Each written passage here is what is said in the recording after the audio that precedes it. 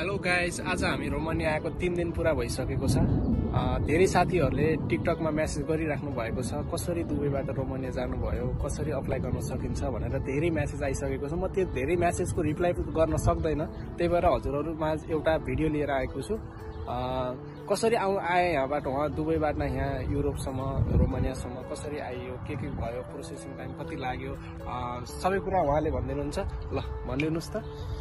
दुबईबाट यदि तपाईहरु रोमानिया आउन चाहनुहुन्छ भने चाहिँ दुबईमा धेरै विषयहरू छन् र उहाँको हातमा मतलब सबभन्दा पहिला आफैले धेरै भेरिफाई गर्नु होला म चाहिँ भन्छु। किनकि दुबईमा धेरै जस्तो तपाईहरुलाई थाहै छ, नेपालीहरु त झन् दले एकदमै धेरै छन्, तपाईहरुलाई थाहा भएको कुरा हो। यदि तपाईहरु पनि जान इच्छुक हुनुहुन्छ अथवा यहाँ आउन चाहनुहुन्छ भने तपाईहरुले पनि बुझ्नु भएको होला दुबईको इन्भाइरोमेन्ट त्यहाँको उयो चाहिँ। सो त्यही भएर भरपर्दो कन्सल्टेन्सी पक्र्नु होला सबैभन्दा पहिला चाहिँ। र यति कसैले भनेकै भरमा चाहिँ पैसा नदिइहाल्नु होला। र दुबई र यहाँ कम्पेयर गर्ने हो भने चाहिँ अब जस्तै कोही मान्छे दुबई राम्रो कि रोमानिया राम्रो भन्न चाहनुहुन्छ, उहाँहरूको लागि के भन्नुहुन्छ? यदि कसैको सेलरी तपाईहरुले इफ अराउन्ड 3000 समथिङ कमाइराख्नु भएको छ दुबईमै बसेर भने चाहिँ दुबई पनि राम्रो छ।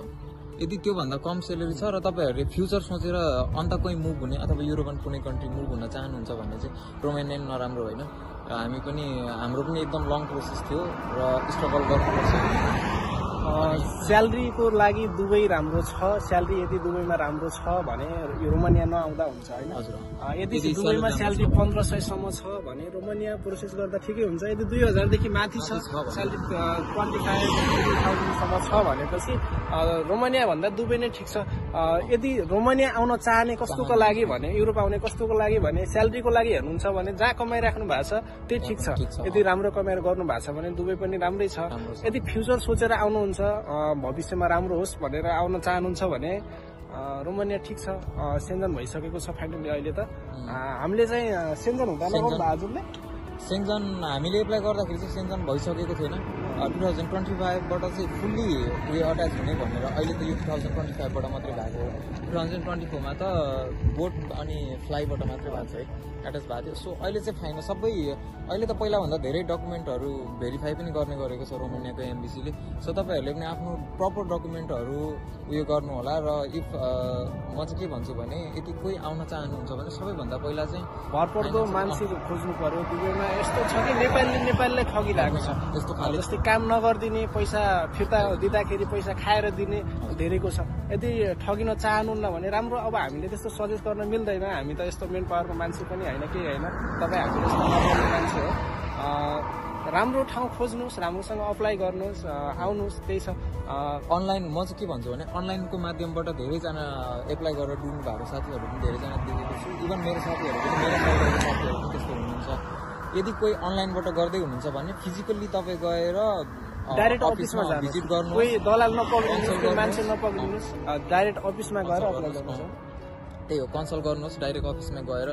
तपाईँ आफै भिजिट गरेर एप्लाई गर्नु भएको र तपाईँले अनलाइनबाट गर्नु भएकोमा धेरै डिफ्रेन्ट फरक पर्छ।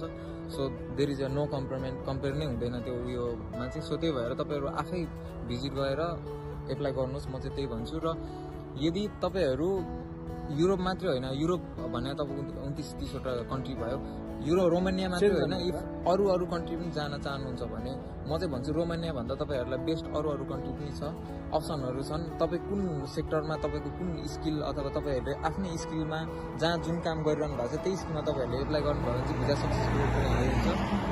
र यदि तपाईँहरूसँग एजुकेसन र स्किल छैन भने चाहिँ तपाईँहरूको अप्सन भनेको रोमानिया बेटर अहिलेको लागि धेरै भिसा आउने चान्स भएको रोमानिया नै ठिक छ। रोमानियाले एकदमै धेरै वर्करहरू लिइरहेको छ र तपाईँहरूले एप्लाई गर्न सक्नुहुन्छ। अब हाम्रो यही चाहना हो कि हामी नेपालीहरू राम्रो ठाउँमा जाउँ र राम्रो अर्न गर्न सकौँ। अब हाम्रो नेपालको यस्तै छ परिस्थिति र अवस्था नै, सो त्यो भएको भएर पनि। ल गाइज, आजको लागि यो भिडियो यति नै।